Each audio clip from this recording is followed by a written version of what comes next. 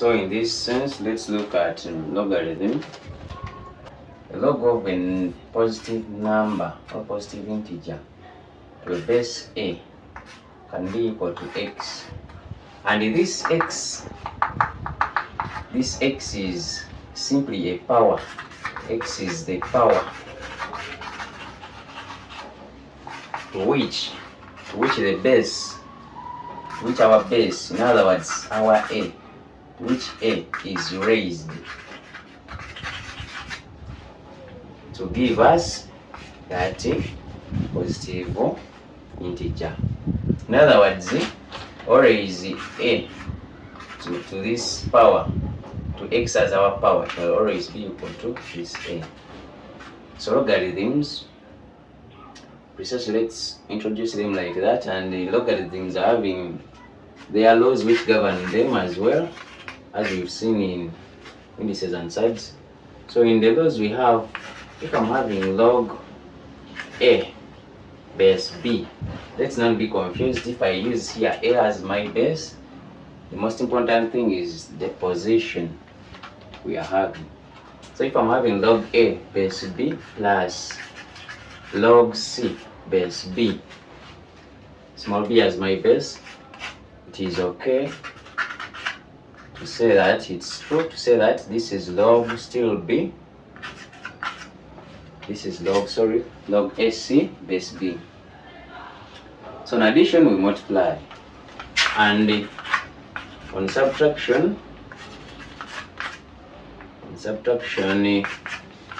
we shall divide. So I will get a over c still base b. At times we can simply just write them as log a plus log b is log SC, is log SC. This is equal to that, meaning that we are having the same base, whatever it is, normally base 10. So we have the third law which we shall look at, which says that if I'm having, if log a base b is equal to c, this implies that my a is equal to b power c. This is what we talked of in our introduction here, and it will always be important to know that. So in our indices we had some problems like this, and we had to introduce our logarithm, our log, to help us simplify. So the other one is if I'm having log b base a, it is true to change the base a to another base you want, let's say x, and this will be log b base x over log a base x. I will have changed the base, and from this very one we also say that it's true to say that log b base a is equal to, hope this interchanging this isn't confusing you, sorry for that, but you have to be dynamic in mathematics. It's true to say that log b base a is equal to 1 out of log a base b. This will help us in some challenges, in some problems. Yeah, there is also our 50th law. There are very many. It can be a little bit more than even 7, but the last one we shall look at is the 50th one. Is if I'm having a to power, if I'm having a to power log a certain number, log b, let's say base a, this a raised to a certain log to the same base, this, the whole of this shall be equal to b. This is our other law we shall be using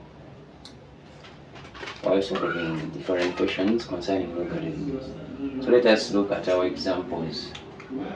Okay, let's look at these examples concerning logarithms. So So this number one, you will try it out and you see.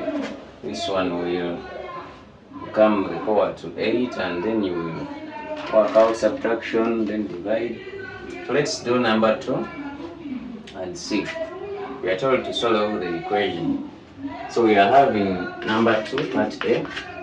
We are having 5 over 4x minus 1. This is equal to 7x plus 2.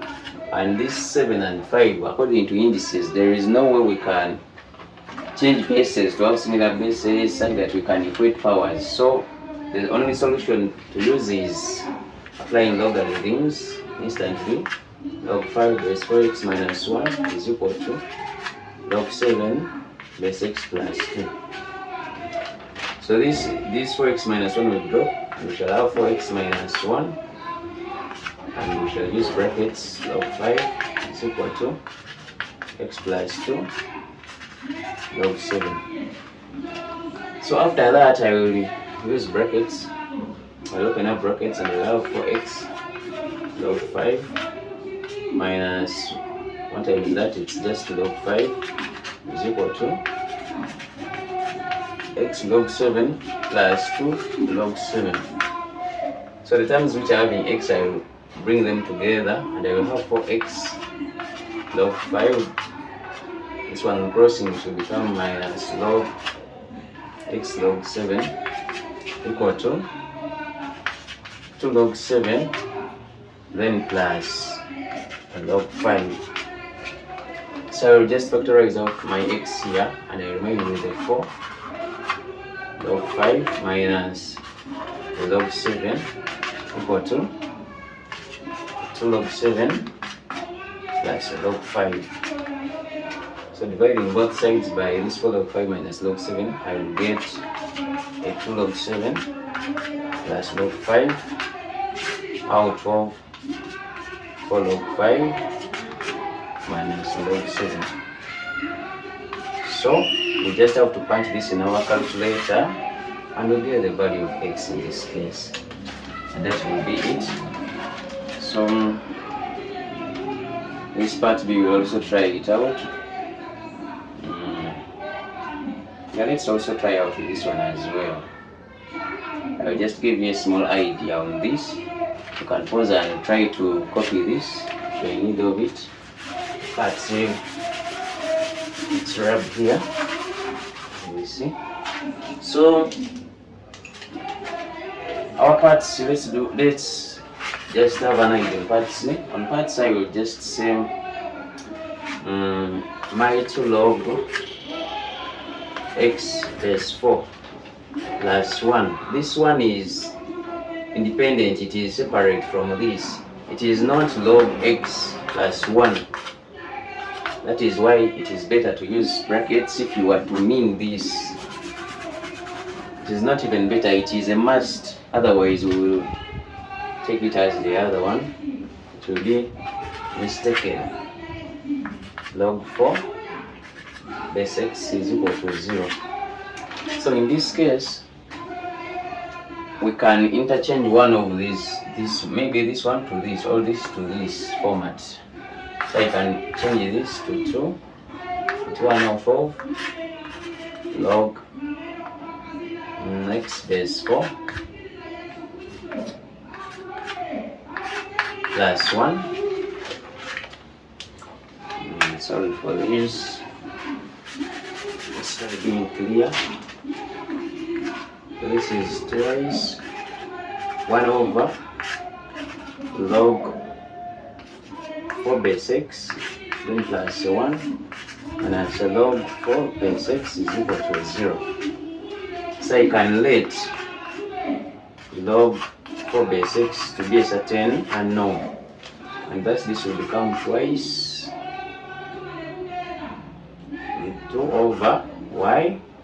The whole of this is now a y, then plus a 1 minus a y is equal to 0. And you multiply all through by a y, and you'll get a quadratic equation. 2 plus y minus y squared is equal to 0.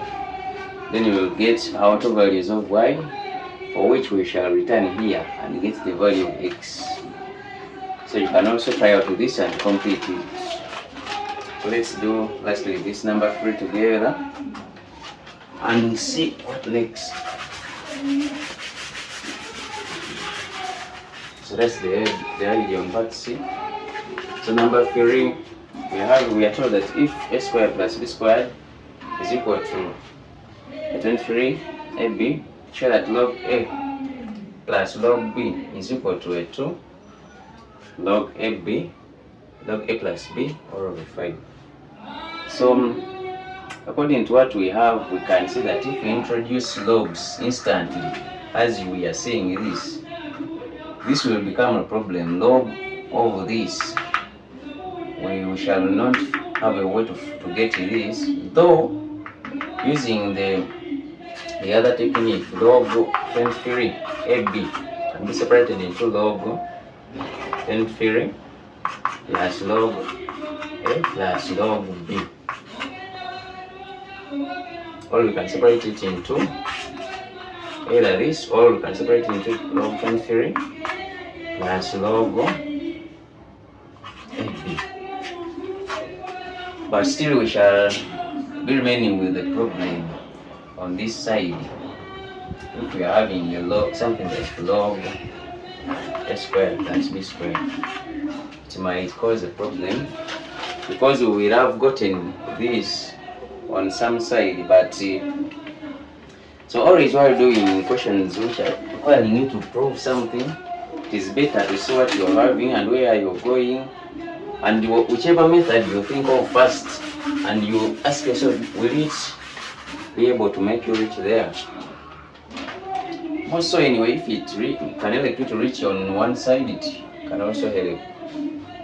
But according to what we are having here, it is better to say we are given that a squared plus b squared is equal to 23 ab. So, and we know, because we are seeing ab somewhere, that means it is better if we can form our ab somewhere, be it ab squared, be ab cube d, but when it is ab, not a squared b squared. So, and you're knowing that from a plus b squared being a squared plus b squared plus 2ab, I can decide to add a 2ab this side and as well to the other side. So this will become a squared plus b squared, the one I'm given. I'm adding a 2ab this side. That means I will do the same on the other side, plus 2ab. So this is becoming a plus b squared. The other side is becoming 25ab. So according to where we are heading to, I can realize, yeah, I'm having a certain 5 here. So it is better to pull this down. So this is ab. I can call it a 5 all squared. This is coming here, and the squared is, this power 2 is serving the purpose to make this true. So on the right hand side I'm remaining with ab. So at this position I can introduce my log a plus b all over 5 all squared is equal to log ab. So this 2 is going to drop. I will be able to get to this side, 2 log a plus b all over 5, and this comes from log a plus log b. So it is better to rewrite it starting from the right hand side, such that you end up with the very written statement here. Let's say log a plus log b is equal to twice log a plus b all over 5. Just rewriting it. Yes, my viewers, thank you for watching this video. Hope it has been helpful. I urge you to subscribe, comment, like, share this video to your friends so that they can also learn. Yeah, have a great day.